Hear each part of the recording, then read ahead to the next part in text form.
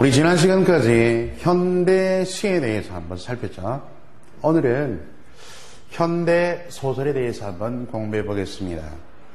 여러분들 그 문학 작품의 이해와 감상 파트에는 시, 소설 그리고 수필 세 영역에 걸쳐서 문제가 출제됩니다. 그런데 시기적으로는 모두 현대 문학 작품들이 출제되는 특징이 있어요. 자, 지난번에 이어서 오늘은 현대 소설 볼 텐데요. 한번 칠판 한번 보실래요? 자, 칠판 한번 같이 한번 보시죠. 현대 소설 그러면 사실 소설의 3요소, 소설 구성의 3요소 이렇게 나눌 수 있습니다. 근데 우리가 흔히 소설 그러면 사문문학입니다. 그죠? 이게 필자의 사상과 정서, 정서를 이야기로 엮어나가는데, 상상력을 통해서 뭡니까? 바로 서술하는 사문문학의 대표적 갈래가 현대소설입니다. 이런 소설의 3요소는 테마라고 하는 주제, 그 다음에 구성, 플롯이죠. 다음에 문체, 스타일 그럽니다. 작가의 개성이 가장 농후하게 표출되는 그와 같은 요소죠. 개성이 표출된다. 그리고 소설 구성의 3요소는 사건, 소설이 이야기문학이지 않습니까? 서사성을 가능케 하는 사건. 우리가 흔히 사건을 서사라고도 합니다. 그 다음에 인물, 아주 비중이 높아요. 인물이, 소설에서는 인물에 대한 언급이 가장 많이 시험에 나온다는 것 몇 번 강조했습니다. 그리고 배경은 세팅, 그죠? 배경도 그만한 기능과 역할이 충분히 있습니다. 이들에 대해서 간략하게 점검하는 시간이 유형학습이 될 거예요. 자, 앞부분에서 내가 언희경의 새 선물, 우리 기출문제 푸른 바 있죠. 한번 지금까지 나온 기출문제 더듬어 보도록 하죠. 자, 소설 영역에서 현대소설 단독 지문입니다. 그죠? 회당 세문항 출제되고요. 70년대 이후에 사회 현실에 밀착된 이런 인지도가 높은 작품들이 또 문제성을 강하게 띈 이런 지문들이, 작품들이 문제에 출제됩니다. 2008년에 보면은 오정의 윤의 뜰, 2008년에 31회 양기적의 원미동 사람들 찻집 여자, 다음에 2008년 조선작의 고압선, 이 고압선도 한번 수능에도 한번 나왔던 문제죠. 그리고 2009년 우리 언희경의 새 선물은 이미 앞에서 문제풀이를 통해서 우리가 같이 문제를 접목해 본 바가 있습니다. 문제 유형 쭉 보시면 소설에는 이런 것들이 문제 유형으로 주로 출제되거나 하면 판단을 하실 수 있고요. 자, 먼저 바로 소설의 그 인물 바로 나와 있죠. 중요 비중도로 이렇게 접근을 했기 때문에 연결을 이렇게 한번 해봤습니다. 자, 그 전에 한번 우리가 다른 이론적 검증도 있지만 이 소설의 유통 구조를 한번 볼까요? 소설의 유통 과정이랄까요? 이 유통하는 구조를 파악함으로써 결국엔 소설이 지닌 특성 한번 살펴보도록 하겠습니다. 먼저 여러분들 여기 작가가 있고요. 소설가가 있습니다. 소설이니까 소설가겠죠. 현실이 있겠죠. 현실. 우리가 살고 있는 실제 세상을 현실이라 그러잖아요. 그러면 소설가가 작품, 즉 소설을 창작합니다. 자, 그럴 때 한번 참고할 것이 현실을 있는 그대로 소설에 쓰지 않습니다. 예를 들어서 있는 그대로 썼다면 그것은 실비문학이라느니 르포 이런 얘기 하죠. 그죠? 르포. 있는 그대로가 아니고 작가는 이 현실을 토대로 하는 건 사실이에요. 현실에 있을 법한 현실을 토대로 합니다. 이 현실의 모방에 대해서 소설의 특징 가운데 현실 모방이다, 유추다 이런 점에서 모방성. 자, 그리고 이 작가는 어떻게 소설 작품을 쓰냐면 현실을 토대로 개연성 있는 허구. 여러분 이럴 때 개연성 그러면은 가능성의 정도. 어느 정도 가능한가, 있을 법한가는 있을 법한 일종의 거짓이죠. 그런데 허구성은 단순한 거짓이 아닙니다. 조금 이따가 한 번 더 언급을 할게요. 자, 그리고 소설을 읽는 사람은 누구죠? 독자입니다. 소설 수용자들이 우리가 서점이나 이런 데서 소설을 사서 읽게 되는 독자가 수용자예요.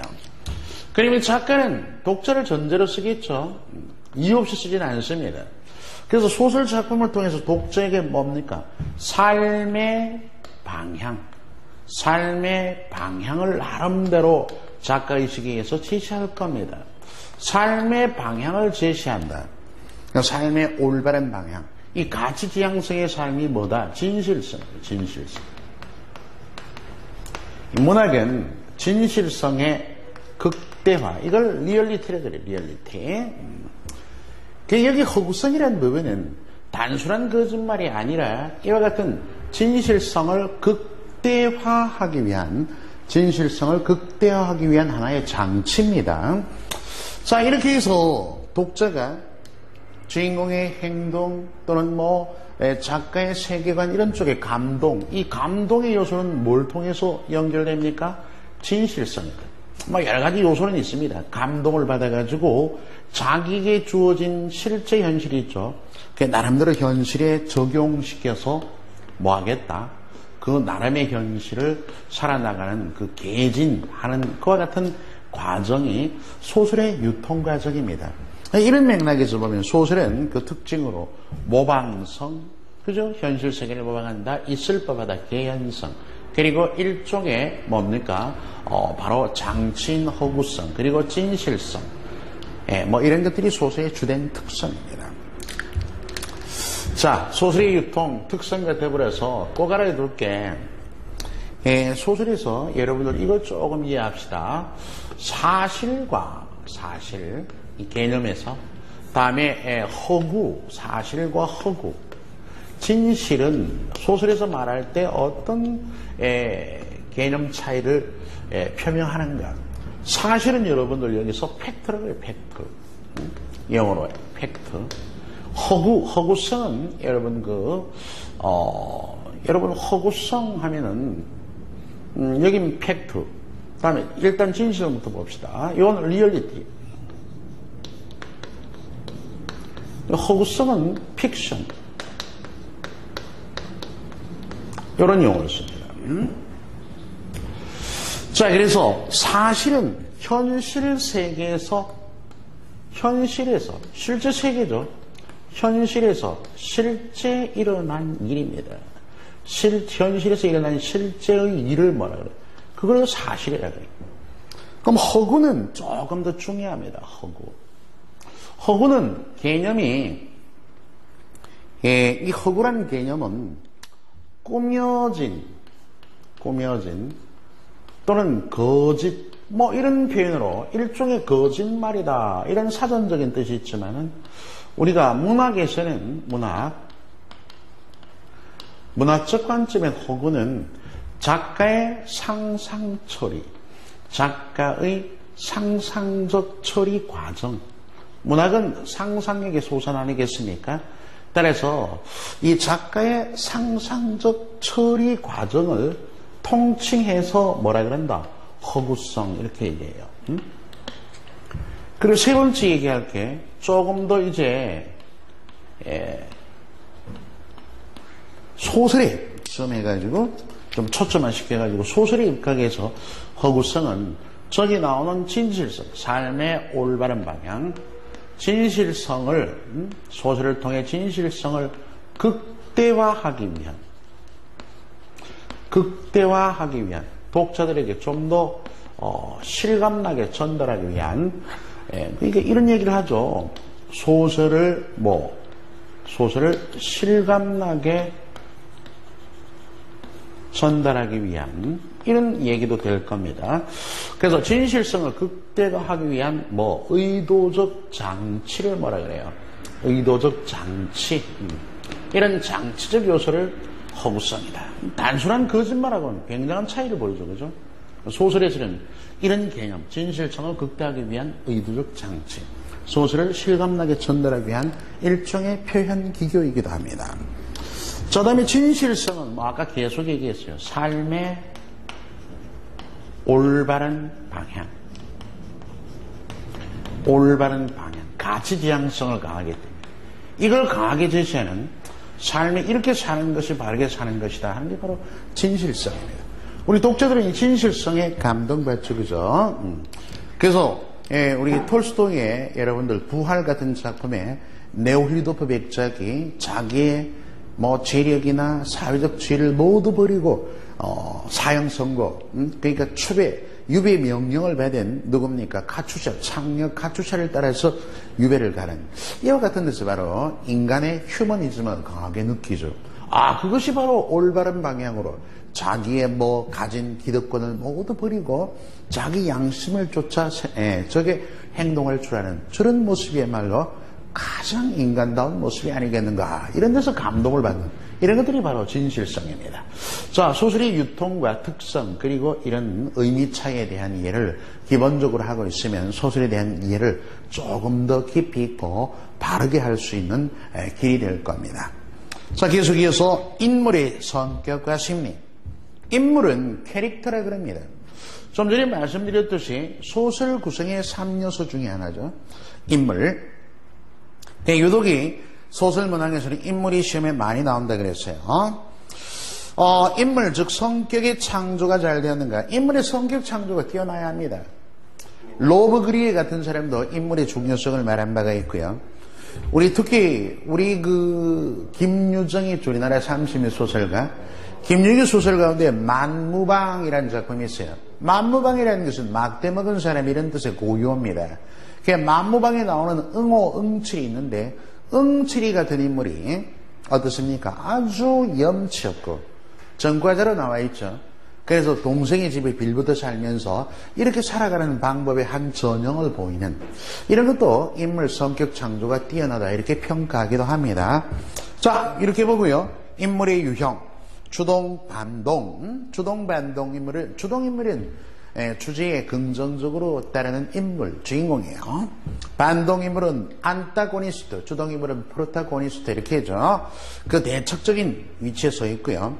가령 춘향전 같으면 주동 인물이 춘향이와 이도령, 반동 인물이 변학도 이렇게. 단 평면 입체 인물, 평면적 인물은 성격 변화가 없습니다. 입체적 인물은 소설 속에서 성격 변화가 있는 인물이에요. 우리 흔히 라운드 캐릭터 이런 말 하죠, 그죠? 성격 변화가 있습니다. 가령 최서혜라는 작가 아시죠? 본명이 최학성입니다. 카프 최대의 소설가인데 이 사람의 홍염이라는 소설 보면 거기 중국인 농장에서 일하는 소작인 누굽니까? 문서방이 나옵니다. 이 문서방이라는 사람은 수능적이며 아주 뭐라고나 할까? 착실한 농군이에요. 소작인인데 그런데 중국인 지주 인가에게 자기 딸 용례를 빼앗기고 아내마저 죽게 됩니다. 그러니까 딸을 빼앗기고 아내마저 죽게 되는 이런 어려움. 물론 마음은 아팠지만 주변 사람들로부터 동료들로부터 지탄을 받아요. 저게 딸도 빼앗기고 아내도 죽고 저게 인간이가. 결국은 내면에서 이런 외부적 요소에 의해서 내면에서 이제 자기가 분노가 끓어오릅니다.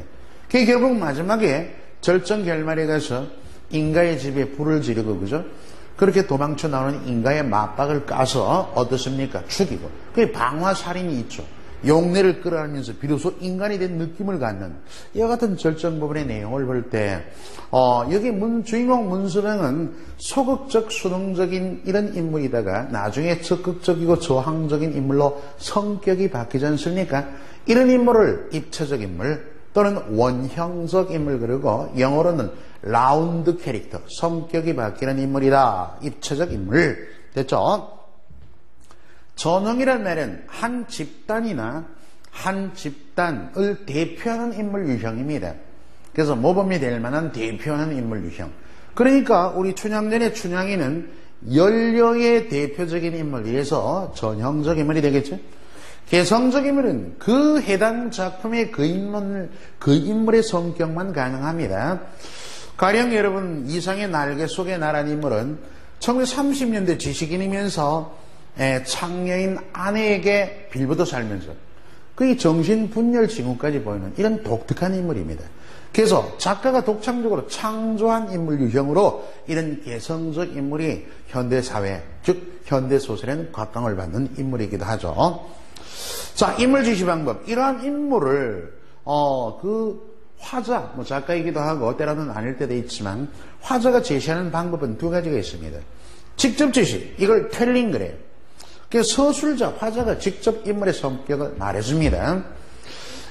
이때 한양성 이도령은 그저 제자 백가이를 숙독하고 글로는 200여 글씨로는 왕이지라. 자, 인물의 탁월한 그와 같은 학문적 성과를 글로는 200에 버금가고 다음에 글씨는 아주 명필 왕이지에 버금간다라고 이 서술자인 작가가 말을 해줍니다. 이게 텔링 기법이고요. 간접적 제시는 보여주기 쇼잉이라고 해요. 작가가 인물의 성격이나 심리를 얘기하지 않습니다.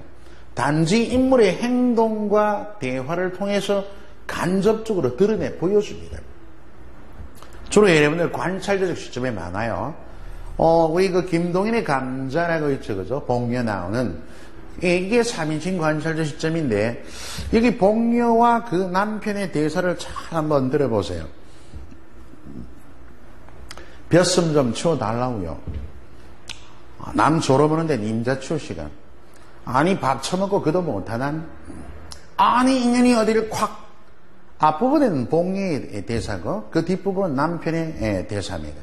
다시 한번 얘기할까요? 그럼 자, 설명과 아울러서 벼슬 좀 치워달라고요. 남편에게 벼슬을 좀 치워달라는 부탁을 하는 거예요. 남 졸업하는데 임자 치울 시간. 이런 남편의 대화를 통해서, 대사를 통해서 뭘 느낍니까? 우리 독자가 인물의 심리, 성격을 추정해야 됩니다. 남편의 성격이 매우 게으르다. 이런 얘기예요. 게으르다. 그러니까 복녀가 핀잔을 하죠. 아니 밥 처먹고 그도 못하남. 그러니까 남편이 발각성을 내면서 아니 인연이 어디를 콱 하는 것은 욕설, 비어, 아내에 대한 무식 이런 걸로 봐서 무식하다. 그래서 남편의 성격을 딱 추림해 보면 어떻습니까? 게으르고 무식하다. 이건 독자가 판단을 먹습니다. 이렇게 인물의 성격을 대화나 행동으로 드러내 보여주는 것을 쇼잉, 여기 나오는 보여주기 간접 제시라고 합니다. 자, 우리 한번 우측해 볼까요? 도움닫기 예제. 자, 지문은 윤은길의 장마입니다. 여러분들 그 고등학교 교과서에 수록되어 있죠. 장마라는 작품은 73년 문학과 지성지에서 이 소개가 됐는데 전쟁의 비극과 극복 의지죠. 여기에 어른이 된 나, 서술자입니다. 나가 어린 날을 회상하면서 적고 있습니다. 외할머니, 친할머니 한 집에 살죠. 외할머니 아들, 즉 외삼촌은 국군 장교로 전사했고 6.25 당대입니다. 그리고 친할머니의 둘째 아들, 그의 아들, 삼촌이죠. 이 친구는 이제 빨치산으로 나갔다가 소식을 모르는 이런 상황입니다. 이렇게 외할머니, 친할머니가 한 집에 산다는 것은 결국은 국군 장교로 전사한 외삼촌, 그 다음에 또 누구예요? 빨치산으로 나간 그 친삼촌. 이래가지고 이데올로기의 반목과 대립이 딱 한 가정의 테두리에서 설정되어 있죠. 이게 작가가 나름대로 설정한 공간입니다. 그래서 여기서 외할머니, 친할머니가 나중에 하회를 합니다. 그 하회하는 대목이 지금 이 대목이에요. 친할머니는 빨치산 아들이 죽어서 뭐가 구렁이로 환신했다 이렇게 생각합니다.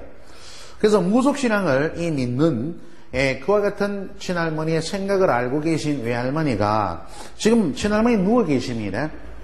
구렁이를 이렇게 친할머니의 머리카락을 이렇게 잘라다가 구렁이를 몇 시간에 걸쳐 무사히 대밭으로 인도해 줍니다. 거기에 따른 고맙소 이런 얘기가 나왔죠. 전기가 꺼진 오목한 눈을 지켜 간신히 외할머니를 올려다보면서 할머니는 목이 꽉 메었다. 사번도 별실은 말씀을 다 외할머니도 날 끝을 마무르지 못했다.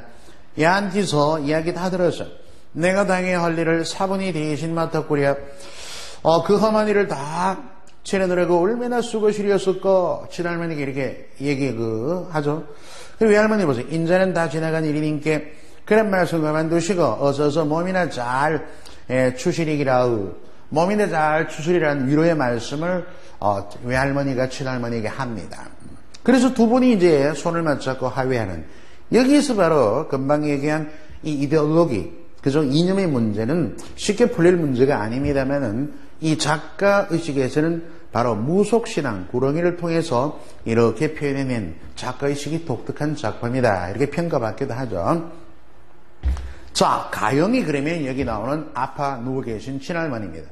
보기 보자. 미안해서 어쩌지 내가 했어야 할 일인데 영철. 여기에 해당하는 영철은 외할머니 입장에서 뭐라 했습니까? 위에 줄거보세요, 중간쯤에. 인자는 다 지나간 일이님께 그런 말씀 그만 드시고 어서서 몸이나 잘 추시리기라우. 이런 위로의 표현이 여기 관안에 들어가겠죠. 그죠? 인물의 그 대화 양상을 통해서 다르게 이렇게 상황으로 적용시키는 문제입니다. 그렇게 어렵지는 않죠. 자, 그래서 1번 그런 소리 하지만 내 몸이나 잘 돌봐라는 표현이 어울리겠습니다. 자, 여러분들 그 184쪽에 12번 볼까요? 다음 그래서 기억에 담긴 가난이 할아버지의 심리, 자, 인물의 성격 심리 판단입니다. 자, 앞에 쭉 보면은 이 작품은 여러분 황순의 목놈이 마을의 개죠. 그래서 그 나오는 신둥이가 나와요. 개가. 그 동네 사람들에게 쫓겨가지고 어딥니까? 저 산속에 가서 새끼를 낳게 됩니다. 이 얘기는 산속에서 새끼 낳았다. 그 험악한 현실에서. 그래서 한민족의 강인한 생명력을 신동이가 상징해 줍니다. 그걸 보면서 간난이 할아버지가 지금 허무태하는 것이에요. 자, 그 구절 보면 기억. 반백의 덥석뿌리 속에 저절로 미소가 지어지는 것이었다. 그러니까 여기 신동이가 새끼를 낳아서 기르는 그 새끼들을 보고 뭐라고 할까? 생명현상의 신비감. 여기에 뭡니까? 공감을 가지면서 느낌을 표현해내고 있습니다. 그래서 밑에도 보면 할아버지 미소는 신동이에 대한 호의적인 표시이다. 뭐 이렇게 표현돼야 돼요. 한번 접근해두고. 다음 두 번째로 소설의 구성과 갈등 볼까요? 여러분 소설의 구성은 플롯 그래요. 구성의 3요소가 조금 전에 얘기했듯이 사건, 인물, 배경이죠.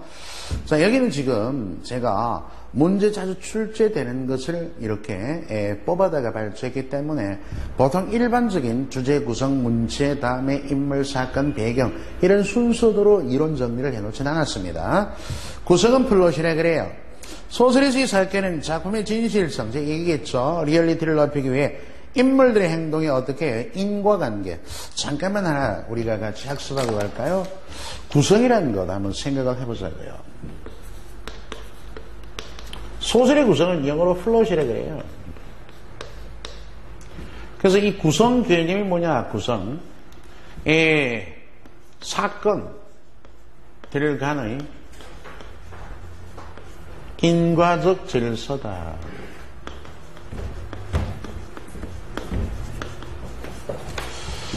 자, 사건들 간의 유기적 인과성 또는 인과적 질서 이런 표현을 합니다. 사건들 간에 소설은 사건을 다루고 있지 않습니까? 장편 같은 경우에 여러 가지 사건을 이렇게 연결해 둡니다. 사건들 간에 인과는 원인과 결과예요. 인과적 질서다. 여기서 이제 여러분들 스토리라고 하는 서사, 그 일반적인 이야기입니다. 스토리와 여기 구성의 차이가 있어요. 구성은 제가 지금 미리 여러분께 개념을 얘기했는데 그 서사와의 비교 대조를 통해서 한번 구성의 명확한 의미 파악을 해봅시다. 그리고 서사라는 것은 시간에 따른 시간을 기준으로 한 사건들의 단순한 열거를 뭐라 그런가? 이걸 바로 여기 나오는 뭐라 그럽니까? 우리 서사라 그래요. 이 구성이라고 하는 것은 서사를 기초로 합니다. 근데 사건들과는 이걸 인과적으로 짜내려간 게 지금 구성이란 말이야. 예를 한번 볼게요. 예를. 여러분들 small a 예를 들어서 small b, small c. 자, 여기 z가 있다라고 합시다. 그럼 z는 우리가 결과적 사건이라고 한번 같이 생각을 해보죠. 이 결과적 사건은 주제를 강하게 표출한다거나 절정 부분에 아주 극대화되어 나타납니다. 그러면은 여기 이 예를 들어드렸어요. 이러한 A, B, C의 일련의 사건은 Z를 향한 Z란 마지막 결과적 사건을 유발하기 위한 뭐가 되어야 되겠다? 긴밀히 연결되는 필연성이 내줘야 되고 동기원이 돼요. 그 Z를 유발하는 동기원이 되면서 필연성을 내재하고 있어야 됩니다. 그게 바로 뭐예요? 원인, 동기원이니까 원인이 되고 결과가 되는 무엇이다? 바로 인과성입니다. 인과적 질성. 예를 들어서 자, 여러분들 여기 왕이 죽었다. 자주 보던 예문이죠. 왕이 죽었다. 그러면은 시간에 따라서 왕비도 Z에서 왕비도 따라 죽었다. 자, 이렇게 AZ로 연결하면 뭐가 됩니까? 바로 서사가 됩니다.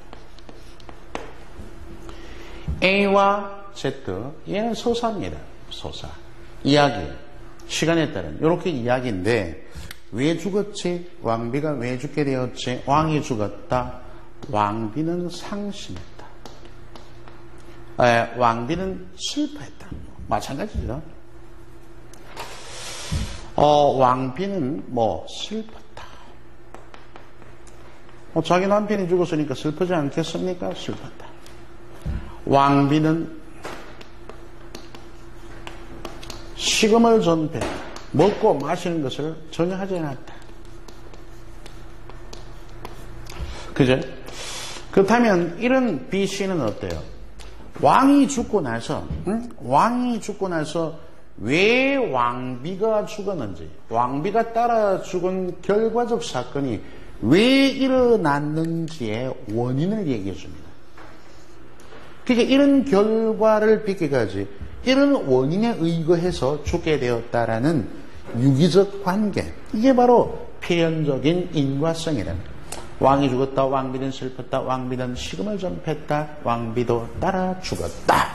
이래야만이 결과적인 왕비도 따라 죽게 됐는데 따라 죽은 결과적 사건의 그 원인들이 하나하나 필연적인 연결을 가지고 이해가 됩니다. 이게 바로 구성입니다. ABC, Z 관계가. 그래서 이 구성은 서사를 기초로 합니다. 서사, 이야기를 기초로 하면서 어때요? 굉장히 논리적인 질서입니다. 논리적인 사고가 필요하겠죠. 자, 이제 여러분들 구성 어느 정도 했죠. 보통 우리가 구성 단계 그러잖아요. 그래서 구성의 단계, 여기, 이런 것은 제가 원래는 그 소설 이론들에 다 공부를 하는 것인데, 여기는 중요한 초점들만 문제 해결을 할 수 있도록 그렇게 뽑아놓은 핵심만 뽑아놨기 때문에 원래 이런 것도 좀 알아두시면 도움이 되죠. 자, 소설 구성의 단계는 여러분 이렇게 직선이 하나 있고요. 직선. 그죠? 직선. 그 다음에 들어보면 이런 그림을 많이들 그리지 않습니까? 이런 포물선을 이렇게 그립니다. 근데 이 직선과 포물선의 그림은 뭘 의미할까 하면은 직선은 사건의 전개예요. 그죠? 사건이 이렇게 전개되어 가고, 그러면 알아둘 게, 구성의 단계, 보통 5단 구성이잖아요. 그지? 여기가 발단, 전개, 위기, 여기가 이제 절정 이러잖아요. 절정, 결말, 이렇게들 얘기합니다. 따라서, 발단, 다음에 전개, 위기, 다음에 절정, 결말이다. 이렇게 뭔가 이 과정을, 단계를 거쳐서 소설이 이야기 구조가 완결됩니다. 이런 경우에 한 번쯤 생각해 볼 일이 있습니다. 여기에 이 포물선과 여기 직선의 간격, 이 간극은, 이 폭은 뭘 의미할까 하면은 이 폭은 갈등의 폭입니다. 그 갈등이 가장 크니까 주동 인물과 반동 인물의 갈등이 첨예하게 대립된다. 그게 바로 절정이 되는 얘기예요. 그래서 갈등으로 한번 풀어보면은 원래 갈등을 통해서 소설의 흥미를 더 부여하는 셈이죠. 이런 구성 단계도 일반적으로 갈등의 전개로 풀어갑니다. 우리 단편은 하나의 사건을 다루니까 바로 갈등이 조금 연결될 수 있으나 일반적인 장편은 갈등이 나타나지 않고 발단에, 전개는 갈등이 뭡니까? 갈등이 유발됩니다. 그리고 위기는 갈등이 고조되고요. 자, 여기서 절정 부분에서 갈등이 최고조에 달하죠. 최고조. 그리고 갈등이 어떻습니까? 해소되는데 이걸 뭐 이런 방법을 갈등 해소 방식이다 이런 얘기도 하죠. 뭐 모든 소설이 갈등이 완결되게 해결되지만은 않습니다. 갈등이 지속적으로 이어지고 보통 뭐 열린 결말 이런 경우도 있긴 해요. 자, 이렇게 연결하면서 발달을 뭘 합니까? 보통 배경이 제시되고 다음에 인물 소개 이런 정도의 얘기들이 연결이 닿죠. 그 다음에 전개는 다양한 이야기가 전개됩니다. 다양한 이야기 연결되고 다음에 여기서는 뭡니까? 바로 전환의 계기. 뭔가 이제 사건을 주제 쪽으로 몰아갑니다.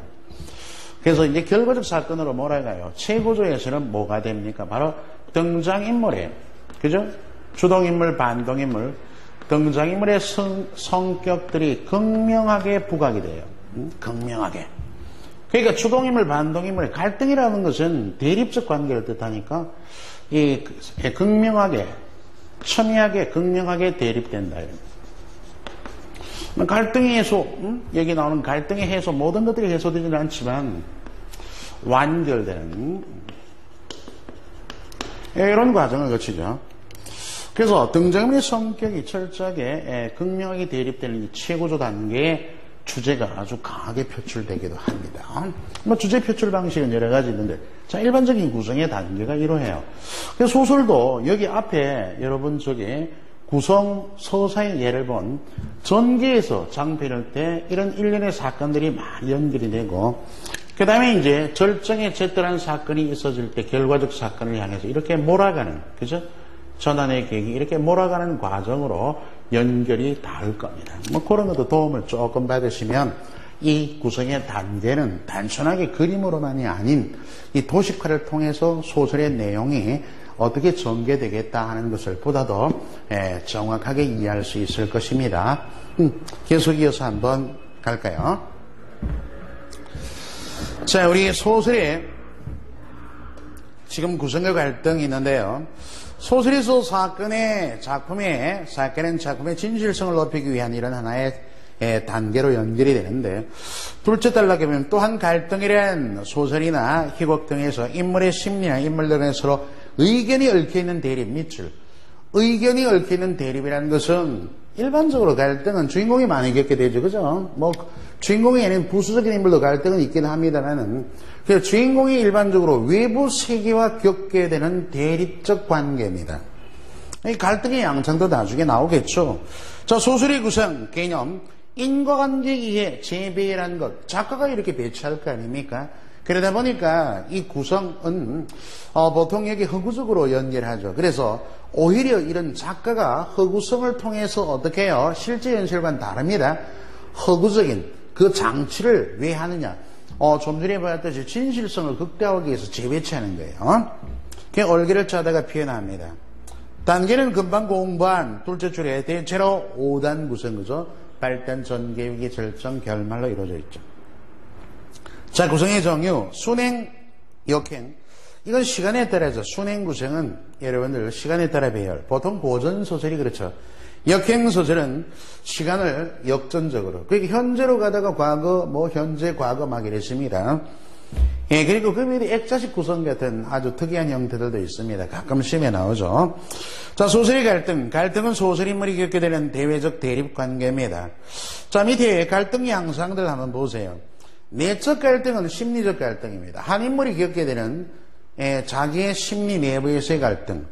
성질이 팔선녀를 만나고 난 연후에 잠옷항을 해서 그러면서 불도의 적막함에 대한 아주 허무감을 느끼는 이런 구조는 부귀영화라는 세속적 부귀공명과 다음에 불도의 적막감 사이의 갈등을 느끼는 성진, 이런 것이 바로 여기 나오는 내적 갈등이에요. 심리적 갈등. 개인과 개인의 갈등, 동백꽃의 나와 점순이 같은 경우, 여러분 미연의 개인과 사회의 갈등 이러면은 보통 사회의 갈등이 이루어지면 리얼리즘 소설, 그죠? 일반적으로 작가는 또 강하게 비판하려 하면 풍자성이 강한 작품을 가져갈 수 있죠. 개인과 운명의 갈등을 잘 표현한 우리나라 작가로는 김동리 같은 경우 있습니다.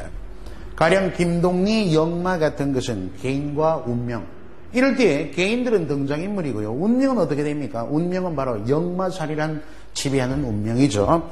뭐 이런 갈등. 또 개인과 자연 내 갈등은 뭐 요즘 보니까 쓰나미도 많이 밀리고 또 수찬성에 중국에 그죠? 어떻습니까? 지진도 일어나고 이러죠. 이런 천재지변으로 인한 이런 자연 환경과 누굽니까? 자연 인간의 갈등을 뜻합니다. 그렇게 참고를 하시면 좋겠네요.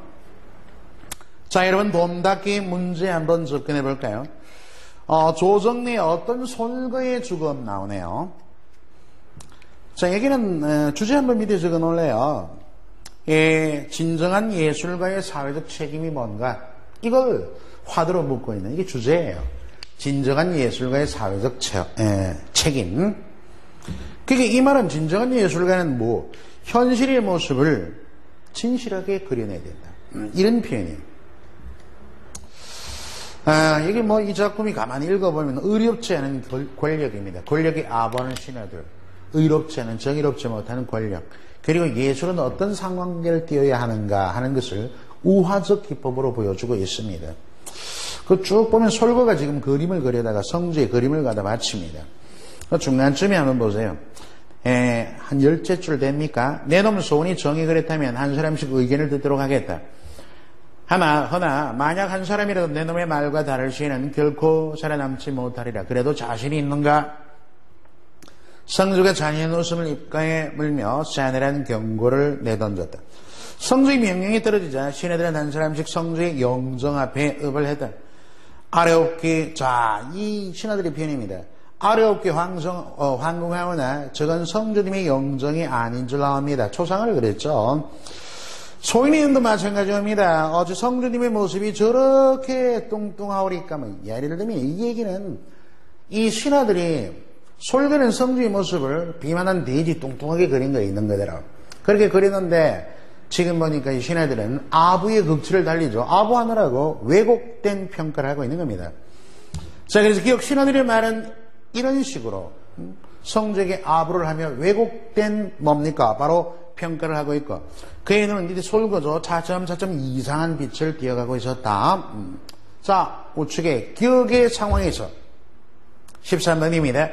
그가 여기 솔거가 부름직한 노래로 적절한 것은 뭐 이걸 시조로 연결을 해놨죠. 그죠? 자, 상황에 따른 인물의 심리 모습 그 유사한 시작품을 고르는 거예요. 기억에 보면은 이제 왜곡하는 현실 그죠? 그 어떤 사물의 실체를 바라보지 못하고 왜곡하는 현실에 대한 분노하는 이런 작품이 좋겠네요. 옥을 돌이라 하니 성주의 돼지 같은 모습을 이런 모습이 아니다 멋지다라고 얘기하니 애달패라. 두 눈이 떡버리면 아는 법 있겠면은 알고도 모르던 채하니 분노의 불을 취소하네. 이게 답이겠죠. 그죠? 인물에 대한 분노의 심정 왜곡하는 현실에 대해서 1번이 답. 나머지 참고만 하시고요. 자, 쭉 더 갑시다. 저소감이 성주님을 모독하고 있어옵니다. 그러합니다. 역시 뭡니까? 아부입니다. 그죠? 성주님이 인자하시고 후덕하신 모습을 저자가 고의로 왜곡하고 있어옵니다. 더 아래가 뭐다 그러니까 환치를 할 줄 안다는 점스런 존재들을 가지고 성주님을 모독하려 했음이 분명하온 줄 이 어찌 죄가 되지 않으리까. 그의 눈은 이제 지금 계속 분노에 왜곡되는 현실 그리고 아부하는 신하들의 모습에 분노가 끌어오르는 겁니다. 이걸 타고 있었다. 내 이놈 귀가 뚫렸으니 빼놓지 않고 다 들었으리였다. 그래도 더 할 말이 있느냐. 성주는 신뢰가 저렁저렁 울리도록 호령했다. 그는 눈을 감았다. 그리고 걷었다. 그 지극히 짧은 시간 동안에 그는 모든 것을 정리했다. 그러니까 이제 자기가 죽을 것이다. 뭐 죽어도 좋다. 그렇지만 내가 이 진실을 왜곡하는 현실에 굴복할 것인가. 이런 것을 한번 머릿속에서 판단하고 마음의 결정을 내렸으리라 보입니다. 자, 니은 보세요. 조금도 동료의 빛이 없이 꼿꼿하게 일어선 그는 입을 열었다. 모두의 말이 다 옳습니다. 이 얘기는 반어법입니다. 그러니까 모두 다 틀렸습니다. 라는 얘기를 반대로 뒤집어 얘기했죠. 우리 뭐 시 공부할 때도 표현기법에서 반어법 공부한 적이 있죠. 자, 이런 맥락을 알면은 니은에 대한 설명으로 적절한 것은 3번 보세요. 반어적인 어법을 사용한 후 자신의 주장을 강하게 표현하겠죠. 자, 그래서 인물의 언어 사용 방법이나 조금 전에 어떤 상황에 대한 판단을 시조와 연결하는 이런 두 문제를 한번 어떤 솔거의 죽음을 통해서 연결했습니다.